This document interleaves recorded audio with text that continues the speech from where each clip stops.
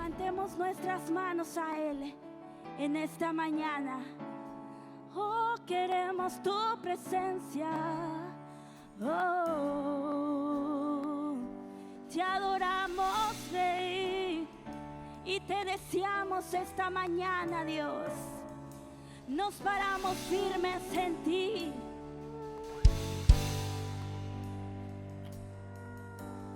Sálvanos, restauranos, avívanos, oh Dios.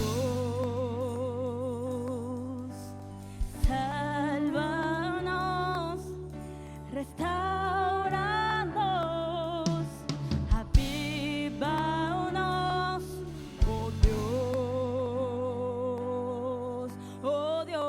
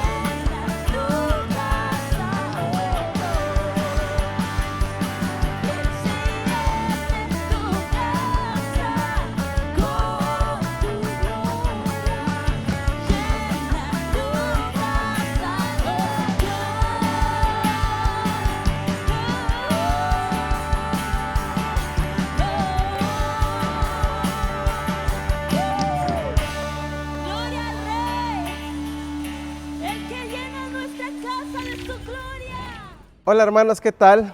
Es un placer volver a entrar a tu casa, compartir contigo una palabra de Dios para tu vida.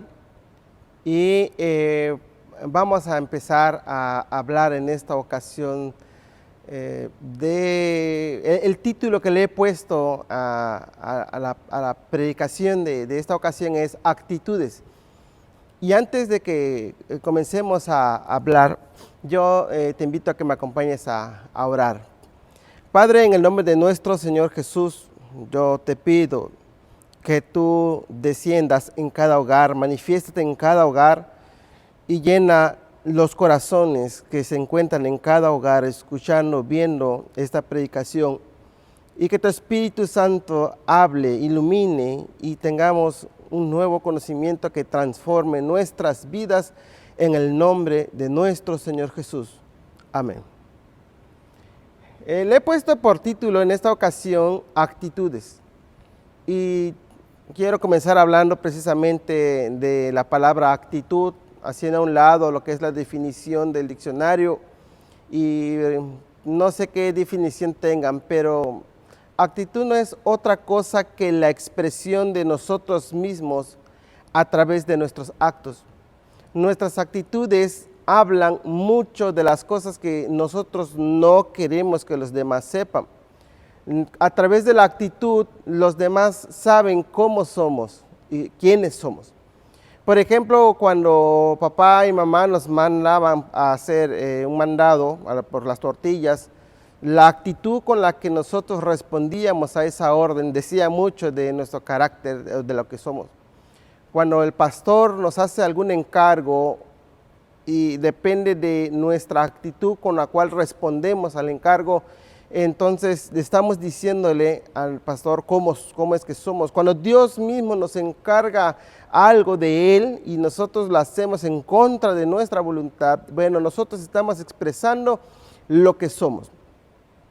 Y de esto es lo que quiero hablarte, porque en gran parte de lo que tengo que compartirte es qué es lo que mueve a Dios. Y bueno, yo te invito a que me acompañes en la lectura de Mateo 9, 35. Ahí se encuentra nuestra mayoría de la lectura. Dice así: recorría Jesús todas las ciudades y aldeas, enseñando en las sinagogas de ellos y predicando el evangelio del reino y sanando toda enfermedad y toda dolencia en el pueblo. Y al ver las multitudes, tuvo compasión de ellas, porque estaban desamparadas y dispersas como ovejas que no tienen pastor. Entonces dijo a sus discípulos: a la verdad la mies es mucha, mas los obreros pocos. Rogad pues al Señor de la mies que envíe obreros a su mies. Bueno, en este pasaje el Señor Jesús iba caminando, enseñando, sanando, edificando, dando a conocer el reino, el evangelio del reino, las buenas nuevas, y enseñando quién era Dios. Sin embargo, la gente estaba en multitud siguiendo a Cristo.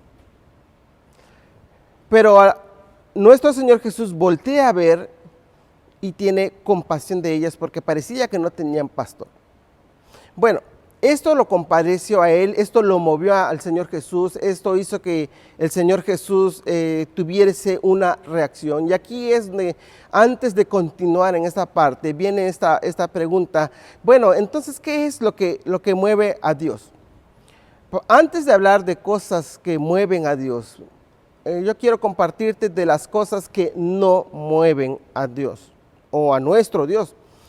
Por ejemplo, nuestro dolor no mueve a Dios, no lo conmueve. Nuestra necesidad no conmueve a nuestro Dios. Nuestra enfermedad no lo motiva a que Él haga algo en favor.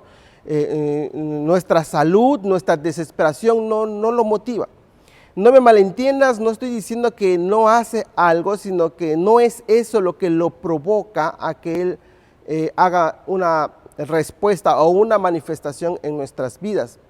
Simplemente te estoy comentando de que nuestras actitudes humanas no provocan que nuestro Dios tenga una respuesta. Por ejemplo, yo te comparto en 2 de Samuel, capítulo 12, donde el rey David es confrontado por el profeta Natán, y porque él había pecado,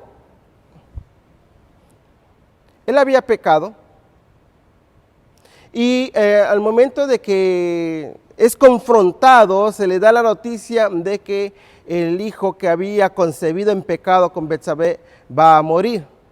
Entonces David trata de convencer a Dios. Y bueno, dice acá que David no comía nada y se pasaba toda la noche tirado en el suelo rogándole a Dios que curara al niño. Sus consejeros le pedían que se levantara del suelo y comiera, pero David se negaba a hacerlo.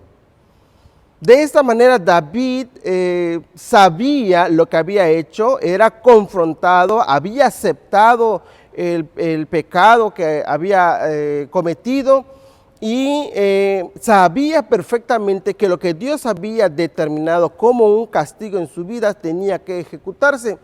Y entonces viene a él esta idea en medio de la desesperación, en medio de la amenaza de muerte o la sentencia de muerte que tenía su hijo concebido en pecado, y dice que dejó de comer, estaba haciendo oraciones, ayunaba, se tiraba cenizas calientes en el cuerpo, y con tal de convencer a Dios de que cambie su voluntad. Pero la verdad es que Dios no va a cambiar su voluntad ni sus decisiones. Nosotros no podemos, no tenemos esa autoridad para poder hacer que Él cambie su voluntad de esta manera. Queremos de repente, hermanos, queremos, ¿cómo se dice?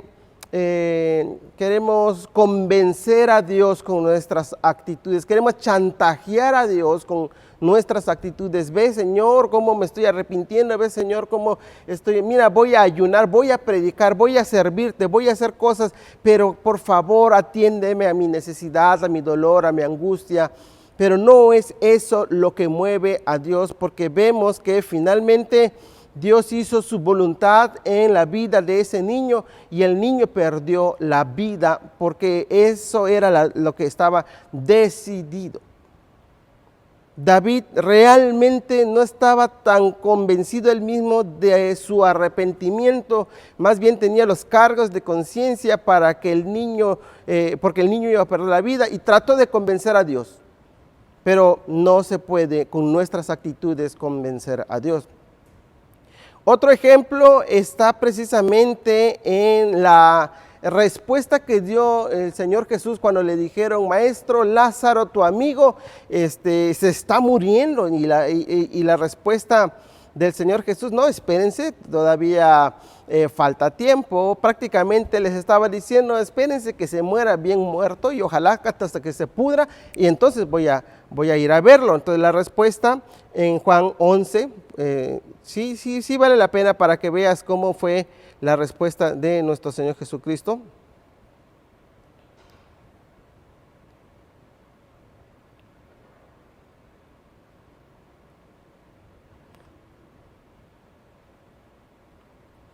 Y dice Jesús, por eso Jesús les explicó: Lázaro ha muerto, y me alegro de no haber estado allí, porque ahora ustedes tendrán oportunidad de confiar en mí. Vayamos a donde está Él. Si tú puedes ver, los discípulos de Jesús estaban más preocupados por el estado de salud mortal que está teniendo Lázaro, pero su amigo Jesús, que lo amaba, su respuesta es: no voy a ir, no es el tiempo, no me importa que se esté muriendo mi amigo, no me importa que pierda la vida mi amigo, yo no me voy a mover por ninguna desesperación, ni por ninguna actitud de ustedes, ni por sus palabras que quieran convencerme. Yo haré la voluntad de Dios, yo haré la voluntad de mi Padre. Y entonces la respuesta es: me alegro de no haber estado allí. Para que veas que tú puedes estar en medio de tu llanto, y no me malentiendas, tampoco está mal que no expreses tu llanto. Es necesario que cuando tú ores muestres tu lamento, que muestres tu llanto, que muestres tu dolor. Dios lo ve, Dios sí lo entiende, pero no pienses que eso va a ocasionar que Dios te dé una respuesta, porque ya te vio cómo estás sufriendo. Recuerda que el pueblo de Israel 400 años estuvo haciendo lamento porque Egipto lo estaba oprimiendo, y hasta después de 400 años, entonces el Señor tuvo la decisión de sacar a libertad a su pueblo, porque un hombre le creyó, que fue Moisés. Bueno, entonces podemos ver, hermanos, que nuestras actitudes no conmueven a Dios como para que Él dé una respuesta a favor de nosotros. Pero entonces, ¿qué es lo que puede moverlo? Entonces, hay cosas que sí mueven a Dios para que esté a favor, y esa es la actitud. No es nuestro lamento, no es nuestro dolor, es más bien la actitud con la cual nosotros correspondemos al amor que Él derrama en nosotros. Y bueno, la fe conmueve mucho a nuestro Dios para darnos una respuesta. El arrepentimiento, si David realmente se hubiera arrepentido, en lugar de estar tratando de convencer a Dios, hubiese tenido una respuesta. Otra cosa que mueve a nuestro Dios es buscarle. El que le busca, el que está buscando, Dios se manifiesta y quiere darle cosas, porque así es nuestro Dios. Nuestro amor, nuestra fidelidad mueve a Dios a responder, porque Él es así, Él ve que esa es la actitud correcta. Y entonces tenemos el ejemplo del centurión, que esto está en Mateo 8:8, cuando va el centurión y le dice, mi siervo está enfermo, yo quiero que tú le sanes. Jesús ya había visto la fe de ese centurión, porque le dijo, sí, voy a ir a tu casa, no como a otros de líderes de Israel que les dijo, no quiero ni ir a tu casa, mejor te doy la palabra y créela. Pero al centurión le dijo, sí, voy a tu casa, pero el centurión le dice, no es necesario que vayas a mi casa es casa romana y solo tú sabes las cosas bárbaras que hacemos los romanos, pero yo he creído en ti, creo en tu autoridad, yo creo que tú tienes el poder, suelta la palabra. Y eso mueve realmente la expresión de Jesús cuando dice, ni en otro lado he visto una fe como la que tiene este hombre. Eso conmueve a Dios, la actitud con la cual. Lo otro que conmueve a Dios, otro ejemplo, es Cornelio. Cornelio, en el capítulo 10 del libro de Hechos, muestra que el hombre todos los días oraba a Jehová, buscaba a Dios, y él no le importaba el hecho de tener una experiencia sobrenatural. Tampoco me malentiendas, yo no te estoy diciendo que no los debes de buscar, al contrario, anhela buscar de Dios, anhela tener experiencias con Dios. Pero el anhelo de Cornelio, más que experimentar como algo místico, él tuvo el privilegio de experimentar, tener un encuentro directamente con Dios mismo a través de ese ángel que le dije, Cornelio, tus oraciones han sido escuchadas. El estar buscando a Dios mueve a Dios, como dice ella, lo mueve de su silla, lo mueve de su trono, se levanta y quiere en persona de qué quieres, prácticamente, qué te voy a dar, qué te daré. Está el Señor buscando cosas, qué te daré, ¿verdad? Entonces vemos cómo Cornelio está buscando a Dios con la única intención de alabarle, con la única intención de conocerle. Y es aquí, en esta actitud en la cual quiero compartir en esta ocasión. La actitud de conocerle es lo que mueve a nuestro Dios. Por eso, en estos ejemplos, ya te comenté ejemplos de lo que no conmueve a Dios, y te di dos ejemplos del pueblo de Israel, el mismo pueblo tratando de convencer a su Dios mediante sus actitudes, y te di dos ejemplos de soldados romanos que no eran del pueblo de Dios, pero que sí tuvieron la actitud correcta de buscarle. Estos romanos son el ejemplo, son el tipo del cristiano que fue impío, que no es judío, que no es israelita, que es como tú y como yo, que creemos en Jesús y que estamos buscando a nuestro Dios con fe, creyendo en Él y conocerle a Él. Y bueno, esa actitud de conocerle hace toda la diferencia entre las respuestas a las oraciones y que Dios guarde silencio por tiempos indefinidos.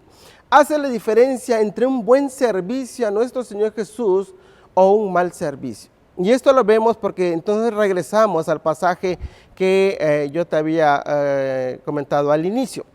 Regresamos a Mateo 9:35 y vemos 4 cosas en este pasaje en donde vemos cuál es la respuesta de nuestro Dios a la actitud que un pueblo escogido estaba haciendo.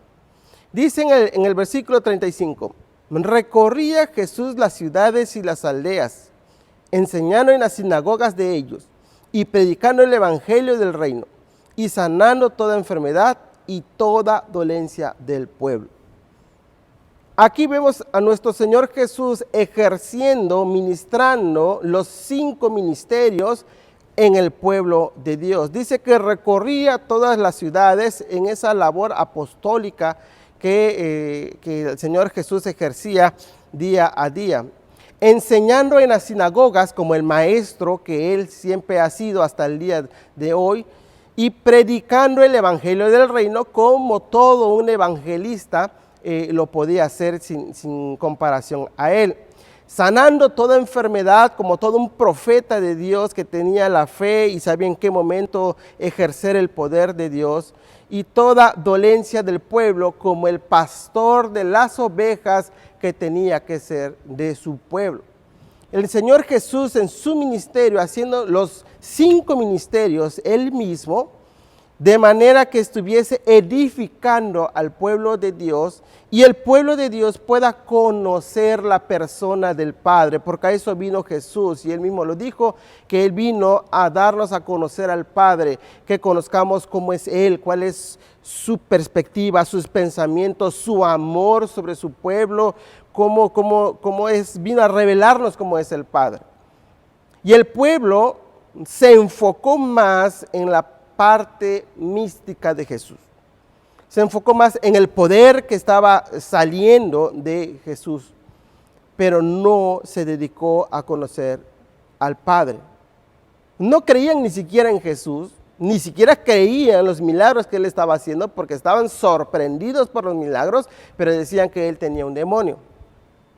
Pero lo importante aquí es que vemos que Jesús ejerce los 5 ministerios con tal de ser el pastor perfecto. El perfecto pastor que vela por sus ovejas y que está preocupado, más bien ocupado en que conozcan quién es el Padre.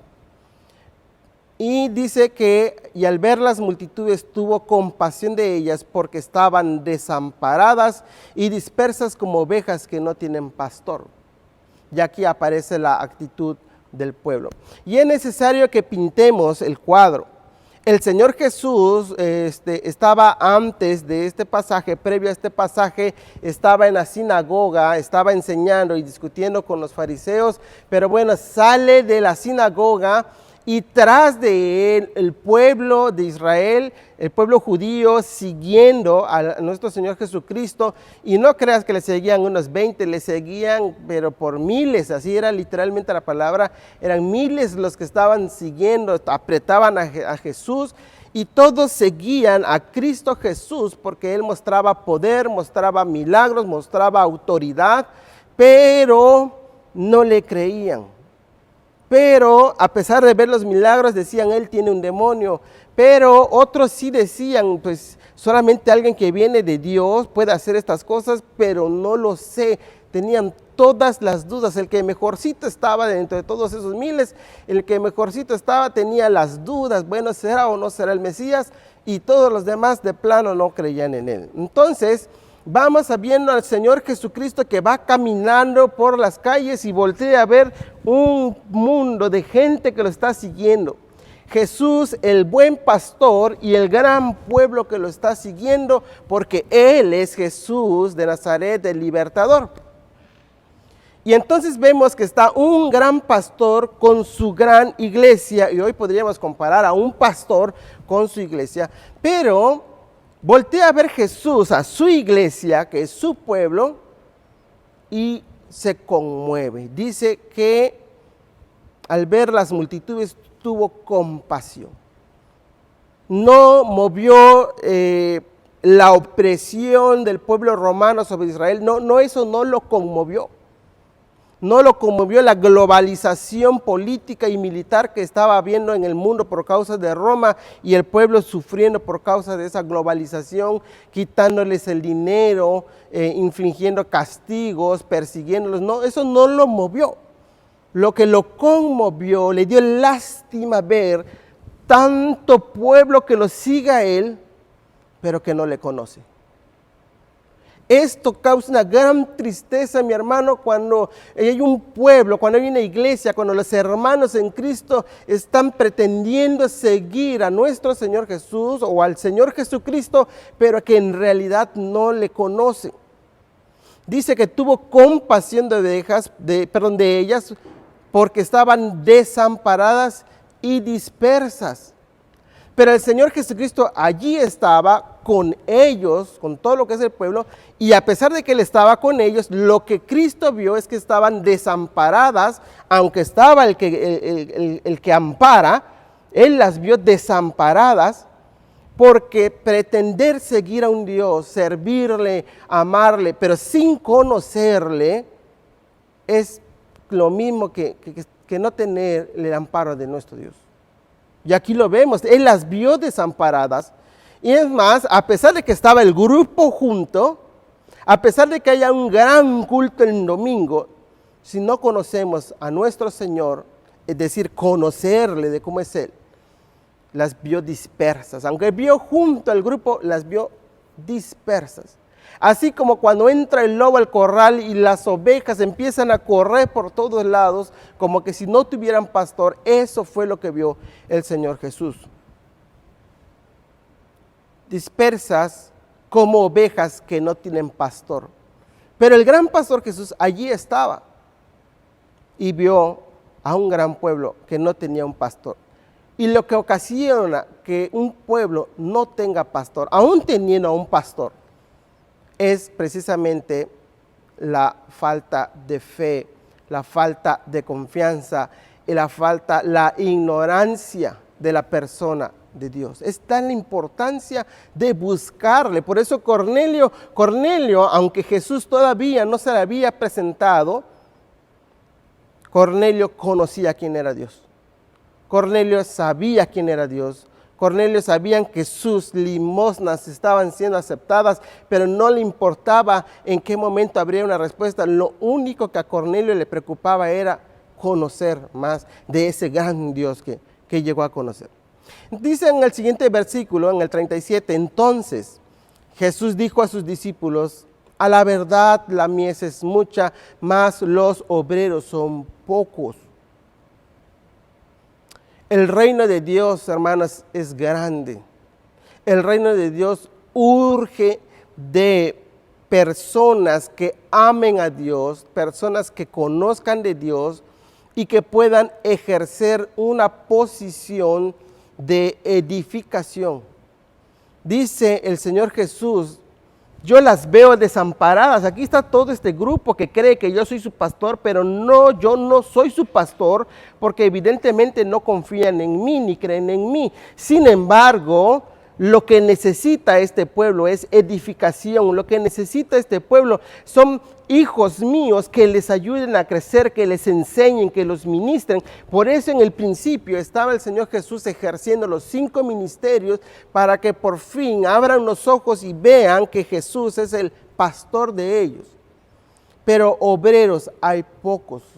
Por lo general, la palabra obrero en el medio evangélico se le conoce a aquellos evangelistas que se van a los pueblos a predicar, pero esa es una concepción limitada de lo que es obrero del reino. Son evangelistas que están yendo a predicar y son obreros, pero la palabra obrero es todo aquel que mete las manos en la obra del reino de Cristo, del reino de nuestro Señor Jesucristo. Y entonces nuestro Señor Jesús puede ver que no hay obreros y que si los hay pocos. Eso no lo detiene, simplemente le está tratando de hacerle verle a sus discípulos. Es importante que ustedes preparen del pueblo obreros, gente que en realidad no quiera estar haciendo cosas para Cristo, gente que no pretenda seguir a Jesús sin conocerle. Necesitamos obreros. Y obrero es todo aquel que conoce quién es Jesús, conoce cómo es Dios, sabe que Dios calla, da silencio, pero que no falla en sus respuestas. Él es fiel, nuestro Dios es poderoso, nuestro Dios es sanador, nuestro Dios es libertador, nuestro Dios nos hace felices y gozosos en medio de cualquier situación. Y no importa si en medio del servicio cristiano inmaduros me están criticando, me están comiendo, me están calumniando, no me importa lo que el pastor piense de mí, no me importa lo que el líder piense de mí, no importa lo que los hermanitos inmaduros piensen de mí, lo único que me importa es obedecer a mi Cristo, obedecer a mi Dios.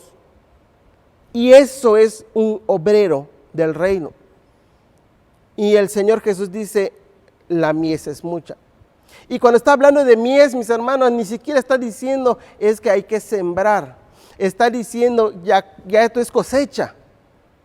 Y ni siquiera siendo tiempo de cosecha, hay obreros para recoger cosecha.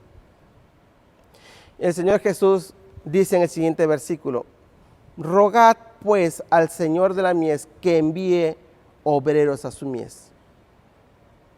Hermanos, los que conocemos a Dios, no los que hemos oído de Dios, ni siquiera los que creemos que Dios es fiel y poderoso, sino los que conocemos la persona de nuestro Dios en nuestras vidas y tenemos la fe suficiente de que Él se puede manifestar en la vida de nuestros hermanos.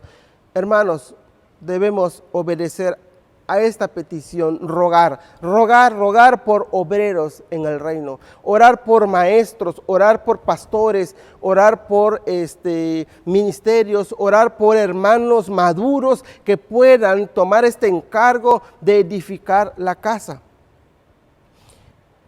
Dice Daniel en el capítulo 11, versículo 32.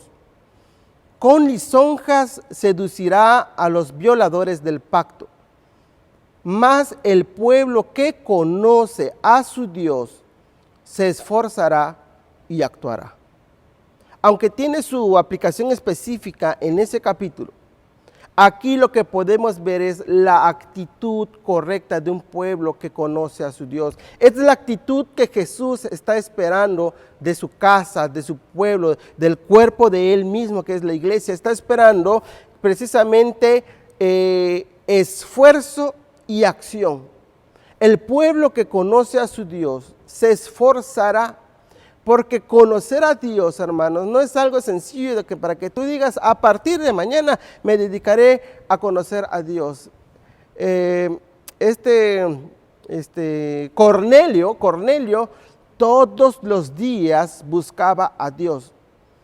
Pero si tú te dedicas a partir de mañana a buscar todos los días a Dios, te darás cuenta que habrán estorbos, habrá dificultades, conflictos, situaciones, trabajo, hijos, familia.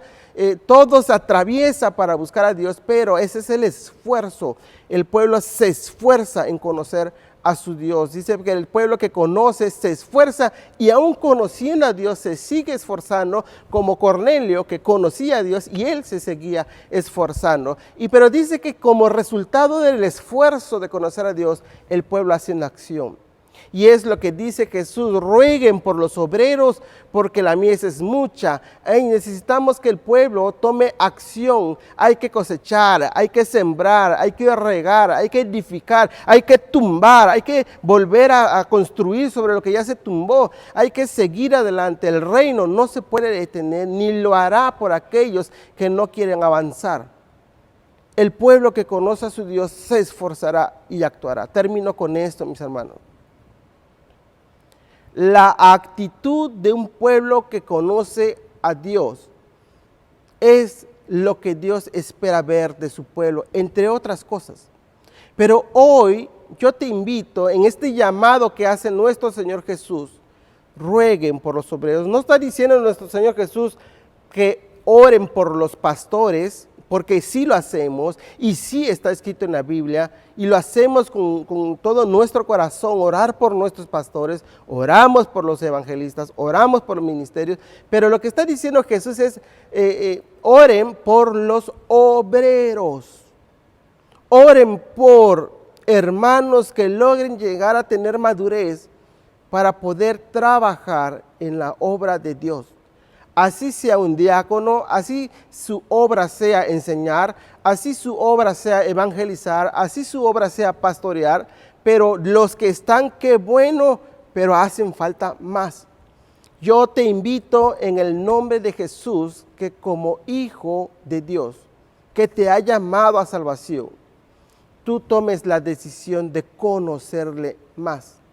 Porque es muy triste que mucho del pueblo de Dios quiere meterse a servirle en los ministerios, en diferentes áreas de la iglesia, pero que no le conoce. Y el único resultado que obtienen es dolor, los lastiman, no pueden soportar las cargas, porque no conocen a Dios. Es más, mira el ejemplo del pasaje del Señor Jesús, liderando y pastorando a todo un pueblo, y Él mismo dice, no me conocen, no pueden ser mi pueblo todavía porque no me conocen. Y eso lo entristece. No hay nada que entristezca más el corazón de nuestro Dios que verle a sus hijos sirviéndoles, pero por hacer cosas solamente porque no le conocen a Él como Dios. Y me temo que en muchos casos ni siquiera están dispuestos a conocerle a Él como persona. Por eso, número uno, mi hermano, te invito, conócele a Dios. Y número dos, mi hermano, tú que conoces a Dios, conviértete en un obrero del reino. Porque no creas que ya hay muchos, no creas, es que en esta casa ya está lleno, ya no hay oportunidad de trabajo. Pero, hermano, tal vez tómalo como lo quieras, pero el reino no son 4 paredes, el reino está inmensamente grande allá afuera. Si tú conoces a Dios, entonces escucharás su voz y te va a indicar el paso, el camino a seguir para servirle como el obrero que Él espera de ti. Y finalmente, mis hermanos, si tú no has conocido a Cristo, solamente le has oído, incluso puedes estar viniendo, pero no has conocido de Jesús, no le has aceptado en tu corazón. Yo te invito que en esta ocasión tú me acompañes en esta oración y le digas a Él, yo quiero conocerte. Y puedes repetir esta oración: Padre, en el nombre de nuestro Señor Jesús, entra a mi vida. Necesito conocerte. Sé que soy pecador y mis errores tal vez no me permiten elevar mi fe, pero quiero conocerte. Entra en mi vida, perdóname, acepto que entres en mi corazón. Te lo ruego en el nombre de Jesús. Amén. Mis hermanos, que Dios te bendiga en esta ocasión. No faltes el domingo.